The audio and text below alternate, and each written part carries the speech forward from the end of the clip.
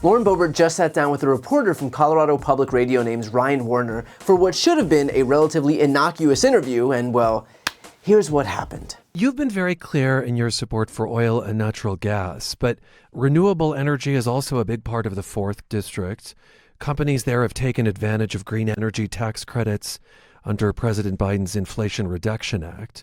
Some of your Republican colleagues want to see those credits stay in place.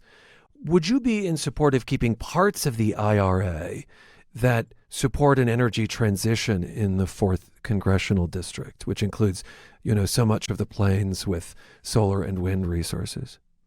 Isn't it interesting that when the first thing we talk about with the Inflation Reduction Act is green energy? Joe Biden and Joe Manchin both said we should have named this bill what it was. It's not an Inflation Reduction Act. And unfortunately, that's the con game that's played here in Washington, D.C. You put a pretty title on a bill, and then the text doesn't line up to the actual title. There's over $350 billion in this bill that goes towards subsidizing renewable energy, which is extremely unreliable. And it did nothing to reduce inflation. In fact, it's expanded inflation with inflation is easy. $1.2 trillion price tag. I just want to say inflation Are we having a debate or an interview? I'm just checking. Well, first of all, I get to say things as a journalist to set the record straight. So inflation is easy. Oh, you're going to fact check me during the interview. That's exactly right. And inflation is easing. Okay. So this is adorable. So go to your local King Soopers or your city market and ask the shoppers if inflation is down when they're buying 1 dozen eggs for $7, $10, when they're trying to purchase steaks for their family and have to put it down because the price tag is so high. And then they turn to the pork and that's still too high. And then they go to the chicken and they're still shaking their head and say, well, I guess this will do. The price of everything is up, and it is inflation, and it is the reckless spending in Washington, D.C. that has attributed to that. It is canceling our nation's good energy policies and relying on tyrants and our adversaries for oil and gas rather than producing the world's cleanest energy right here in America and creating those good paying American jobs. Coloradans have been regulated into poverty because of these Green New Deal extremists who are advocating for the subsidizing of wind and solar rather than allowing the market to decide what energy is most efficient, most affordable, most reliable. First of all, notice how she simply cannot handle the fact that she was actually confronted with real information while she was busy trying to obfuscate the facts. These MAGA Republicans have decided that they are so entitled to their own version of the truth that if anyone dare to acknowledge objective reality, they'll have a meltdown in real time. Because God forbid they're confronted with any facts in the process of spewing misinformation to people. Now, in terms of what she actually said in the interview, you'll notice right off the bat that she complains that the Inflation Reduction Act is called the Inflation Reduction Act, suggesting that its name gives the impression that inflation would go down. She says, the text doesn't line up with the actual title. That was the quote, which might carry some weight if inflation surged, or hell, if even the level of inflation was sustained. But in 2022, when the IRA was signed into law, inflation was 9%. And now the inflation rate is 2.5%, the lowest inflation rate since February of 2021. So if your argument is that those deceptive Democrats pulled the wool over our eyes when it came to inflation, perhaps Boebert might want to ensure that her complaints are valid first. But then we got into why she's so mad at the Inflation Reduction Act. There's over $350 billion in this bill that goes towards subsidizing renewable energy, which is extremely unreliable. Because it subsidizes renewable energy, and therein lies the problem for Republicans. You see, Lauren Boebert, like the rest of her party, is owned by the oil and gas industry. In fact, she's taken in almost $250,000 from oil and gas companies during her short tenure in Congress.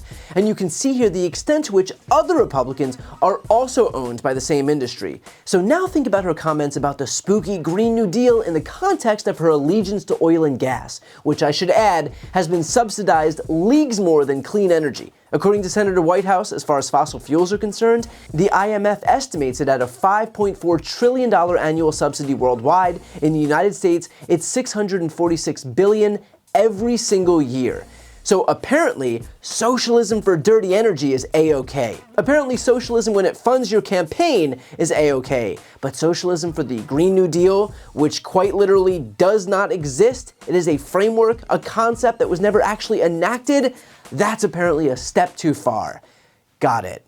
Now, as far as Boebert claiming that inflation is not easing because grocery prices are high, few things on that. First of all, high costs on several food items doesn't mean that inflation isn't easing. You don't just get to decide that because steak is expensive that the consumer price index is no longer valid. But I don't want to pretend that prices in the grocery store aren't still high, because they are. Now, we may see food prices stay flat or continue to rise, albeit more slowly, but the reason that food prices aren't falling is because we don't have deflation. And the reason we don't have deflation is because deflation is typically associated with a shrinking economy and possibly a recession.